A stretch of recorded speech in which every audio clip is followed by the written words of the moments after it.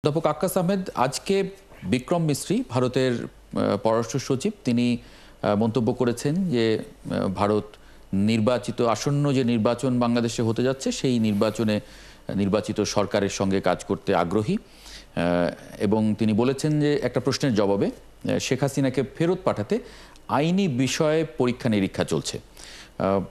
মানে আপনি যদি একটু রাষ্ট্রবিজ্ঞানী হিসেবে এটা একটু ব্যাখ্যা করেন, এই প্রথম এই ধরনের একটা বক্তব্য শেখ হাসিনার পক্ষ থেকে, শেখ হাসিনার কে ঘিরে ভারতের পক্ষ থেকে আসলো।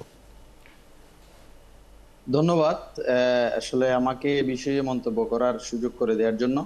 আসলে আমরা এটা জানি যে ভারত আমাদের একটি বৃহৎ প্রতিবেশী এবং আমাদের মুক্তিযুদ্ধ মহান স্বাধীনতা থেকে শুরু করে আমাদের সবসময় তারা আমাদের বাংলাদেশকে সহযোগিতা করে আসছে। পরবর্তীতে বিভিন্ন রাজনৈতিক পট পরিবর্তনের কারণে তারা কিন্তু বিভিন্ন সময় তাদের পলিসি, তাদের পররাষ্ট্রনীতির ক্ষেত্রে পরিবর্তন এনেছে এবং সর্বশেষ যে গত বছরের জুলাইয়ের যে গণ অভ্যুত্থান, সেক্ষেত্রে তারা কি মানে তাদের পররাষ্ট্রনীতির ক্ষেত্রে পরিবর্তন এনেছে।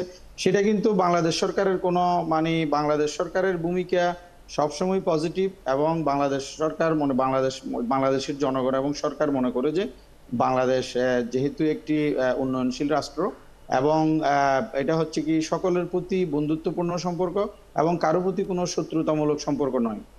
Friendship to all, malice two নান।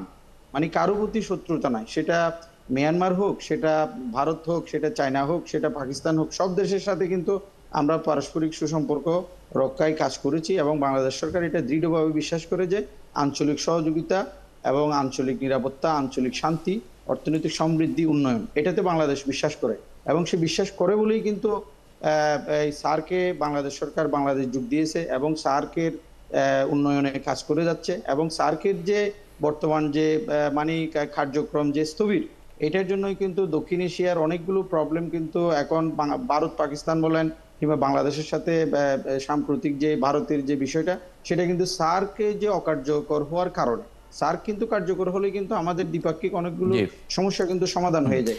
আমি যে কথাটা বলতে চাচ্ছি, শেখ হাসিনা প্রসঙ্গে ভারত যে এই মন্তব্যটা বিক্রম মিস্ত্রি করলেন যে হাসিনাকে ফেরত পাঠাতে আইনি বিষয় পরীক্ষা নিরীক্ষা করছেন তারা, মানে এটাকে কিভাবে আপনি ব্যাখ্যা করেন?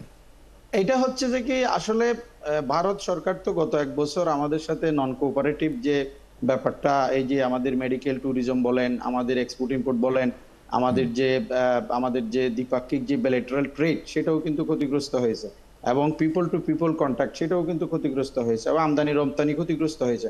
আমাদেরকে কিন্তু ধরেন অন্যান্য দেশের উপর নির্ভরশীল হতে হয়েছে, পাকিস্তানে যেতে হয়েছে, বার্মা কিংবা আপনার থাইল্যান্ড, ভিয়েতনামে গিয়ে আমাদের আমদানি করতে হয়েছে ভারত সরকারের এই পলিসির কারণে। তো ভারত সরকার বুঝতে পেরেছে আলটিমেটলি বাংলাদেশের মতো একটি বন্ধুপ্রতিম দেশ, যে দেশের খুবই সম্ভাবনাময় একটি রাষ্ট্র, যে দেশের ভূ রাজনৈতিক অবস্থা, তো এইটার জন্য সেজন্য আমি একটু এটা আপনার সাথে বিষয়টা একটু ক্লিয়ার করি। সেজন্য তারা তাদের দ্বিপাক্ষিক স্বার্থ, তাদের অর্থনৈতিক, রাজনৈতিক, কূটনৈতিক স্বার্থ বিবেচনায় রেখে এই ধরনের প্রস্তাব তারা দিচ্ছে এবং আমার মনে হয় এটা অবশ্যই তারা তাদের স্বার্থের অনুকূলে যদি হয় তাহলে সেটা কিন্তু তারা করবে এবং সেটা তাদের স্বার্থের জন্য তারা কিন্তু করবে। তাদের পাঠাতে পারে না, সেটা পাঠাতে পারে কারণ তাদের আপনার কাছে ব্যাপারটা এরকম মনে হয় যে ভারত সরকার কিন্তু বারবার বলে আসছে যে তারা বাংলাদেশের নির্বাচিত সরকারের সঙ্গে তাদের সম্পর্ক তারাই করবে, উন্নতি করবে, কিন্তু নির্বাচিত সরকার হওয়ার আগেই তারা যখন এরকম একটা কথা বলেছে, আইনগত বিষয়গুলি বিবেচনা করা হচ্ছে, তাহলে কিন্তু আমরা বলতে পারি যে তারা নির্বাচিত সরকার প্রতিষ্ঠার আগেই তাদের পলিসি কিছুটা শিফট করেছে।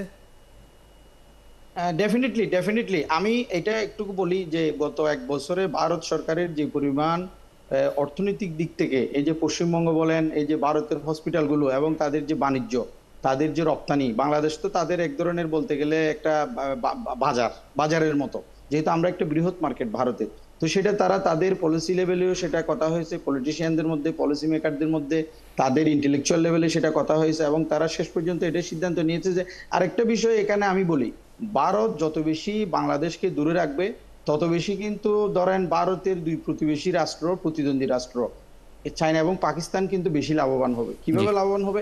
বাংলাদেশ যখন দীর্ঘদিন ভারত থেকে পিছিয়ে থাকবে, তখন কিন্তু বাংলাদেশ আলটিমেটলি চায়নার সাথে যাবে ট্রেড এন্ড ইনভেস্টমেন্ট, অথবা পাকিস্তানের দিকে যাবে, অথবা দুই দেশের সাথে যাবে।